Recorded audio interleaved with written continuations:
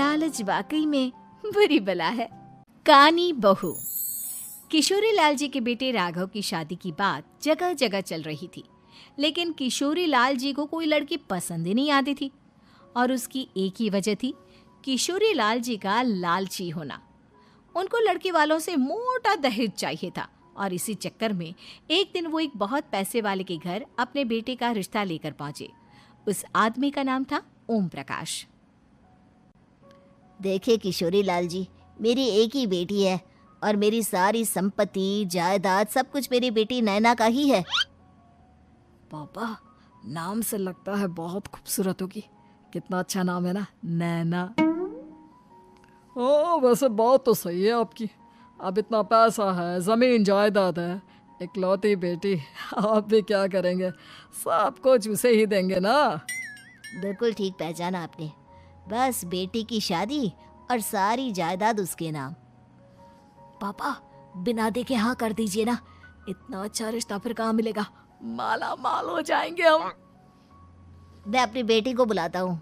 अरे नहीं नहीं नहीं नहीं, आपकी बेटी का नाम नैना है, सुनकर ही लगता है बहुत सुंदर होगी। रहने दीजिए अंकल, मैं तो आपकी बेटी के नाम से ही इतना खुश हो गया हूँ कि उसे बिना देखे शादी करने को तैयार हूँ। अब तो मैं उसका चेहरा सीधे शादी के बाद ही देखूंगा। और इस तरह राघव नैना का चेहरा नहीं देखता और उससे शादी कर लेता है। शादी के बाद अपनी सुहाग रात पर जब राघव नैना का घूंघट उठाकर देखता है तो नैना की आंखें बंद थी। कितनी खूबसूरत हो तुम नैना, जरा अपनी आंखें खोलकर मेरी तरफ देखो तो सही।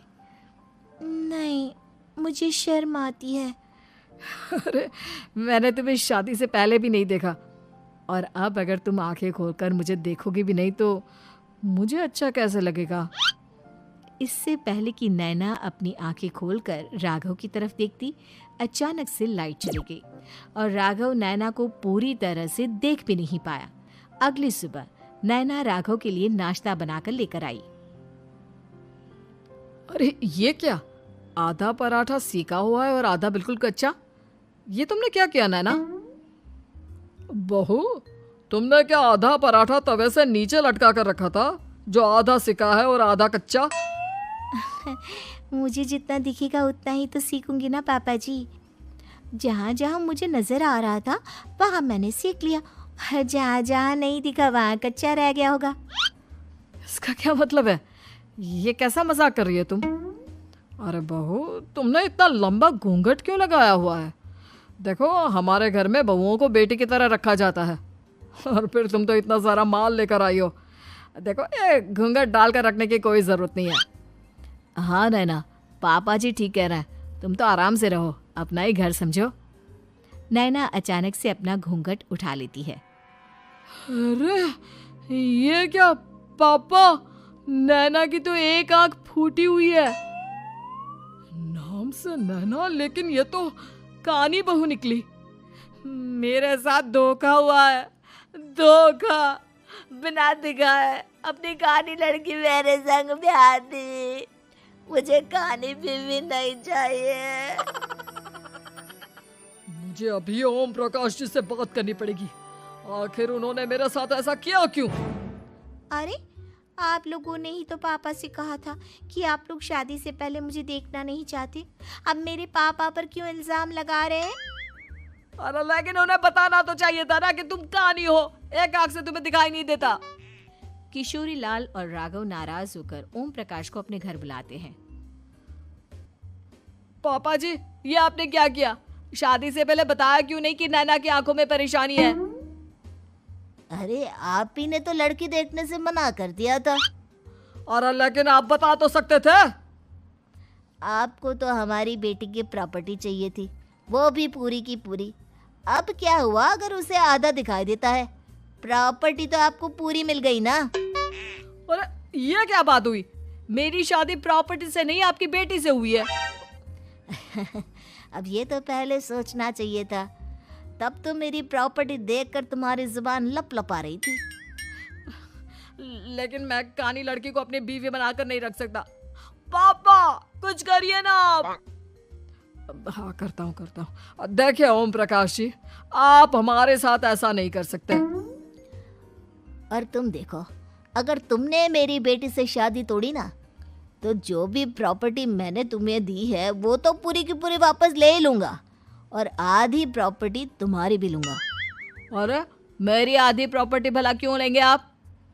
इसलिए क्योंकि मेरी बेटी को आधा नजर आता है और उसकी नज़र अभी तक तुम्हारी आधी जायदाद पर ही पड़ी है। अब तुम उसे घर से निकालोगे तो कुछ तो लेकर जाएगी ना। और अगर हम आपकी बेटी को अपने घर की बहू बना कर रखे तो? तो तुम्हारी पूरी प्रॉपर्टी तुम्हारी ही रहेगी, और जो मैंने तुम्हें दिया है ना, उसमें से बस मैं आधा लेकर जाऊंगा। अरे लेकिन अब आप अपनी दी हुई प्रॉपर्टी में से आधी वापस क्यों लेकर जाएंगे? अगर मैं आपकी बेटी को अपनी पत्नी बनाकर रखने को तैयार हूं तो? इसलिए ताकि भविष्य में अगर तुम मेरी बेटी को धोखा दो तो उसके पास कुछ तो रहे जो पति का हो। वैसे मेरे पास तो बहुत कुछ है, लेकिन अपने पति की कोई निशानी तो उसके पास होनी चाहिए ना। अब अगर तुमने मेरी बेटी को कानी कहा तो तुम्हें प्रॉपर्टी भी कानी ही मिलेगी, पूरी नहीं। जमाए राजा। किशोरी लाल और राघव समझ चुके थे कि वो बुरी तरह फंस चुके हैं और अब उनके पास वहां से निकलने का कोई चारा नहीं है। अब समझ में आया ना, लालच बुरी बला होती है। एक तो तुम्हें प्रॉपर्टी मिली, ऊपर से बीवी मिली, उसमें तुम्हें नखरे भी दिखाने हैं। आए बड़े, चुपचाप बैठो दोनों। कुछ दिनों के बाद नैना राघव की कार लेकर बाजार घूमने निकलती है और जब कार लेकर वापस आती है, ये क्या? एक तरफ से मेरी गाड़ी पूरी खराब हो चुकी है। लगता है तुमने मेरी गाड़ी को किसी दूसरी गाड़ी के साथ एक्सीडेंट किया है। अरे अरे कितना बड़ा नुकसान कर दिया तुमने बहू। वो क्या है ना पापा जी, मुझे एक आंख से दिखाई नहीं दे रहा था, सामने से गाड़ी आ रही थी। मुझे तो सिर्फ आधा ही दिखाई दिया और वो गाड़ी मेरी कार से रगड़ते हुए निकल गई। अब मैं क्या करूं बताओ?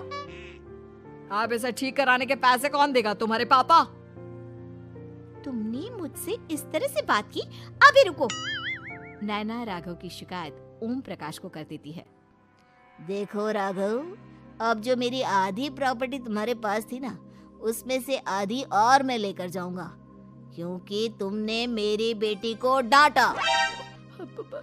अरे नहीं नहीं पापा जी, गलती हो गई, माफ कर दो। गलती की तो कोई गुंजाइश ही नहीं। अगली बार मेरी बेटी को डांटा तो बची हुई आधी में से आधी और ले जाऊंगा। लालच के चक्कर में हम दोनों ने बहुत बड़ी गलती कर दी बेटा। एक तो तुम्हें कानी बहू मिली और ऊपर से जो माल मिला वो भी काना। इस तरह राघव की हर एक गलती पर ओम प्रकाश उसकी प्रॉपर्टी का आधा आधा हिस्सा लेकर अपना सारा माल वापस ले गया और राघव को कानी बीवी से काम चलाना पड़ा। भाई लालच वाकई में बुरी बला है।